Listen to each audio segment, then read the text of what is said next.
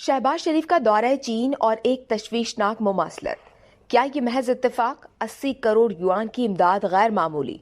वजीर आजम शहबाज शरीफ जो 1 नवंबर को अपने चीनी हम मनसब ली कीचियांग की दावत पर अपने मौजूदा मनसब की हैसियत से पहली मरतबा सरकारी दौरे पर चीन जा रहे हैं।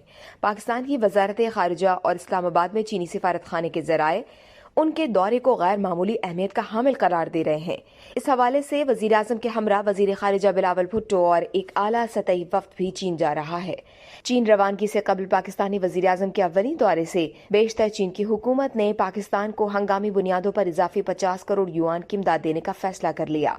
ये इजाफी रकम सैलाब ज़दा इलाकों में तामीर नौ के लिए दी जाएगी, लेकिन इसे पाकिस्तान के वजीर आजम के पुरजोश खैर मकदम का इजहार करार दिया जा सकता है।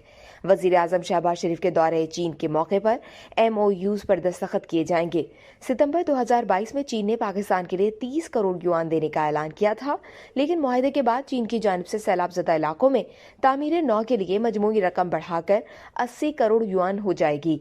चीनी सदर शी जिनपिंग और वजीर आजम शहबाज शरीफ के दरमियान इससे कबल मुलाकात शंघाई ताउन तंजीम के इजलास में समरकंद में हुई थी, जिसमें चीन इक्तिसादी राहदारी के हवाले से पाकिस्तान में मंसूबों की तकमील के लिए वजीर आजम शहबाज शरीफ ने अपनी हुकूमत की जानिब से अज़्म का इयादा किया था।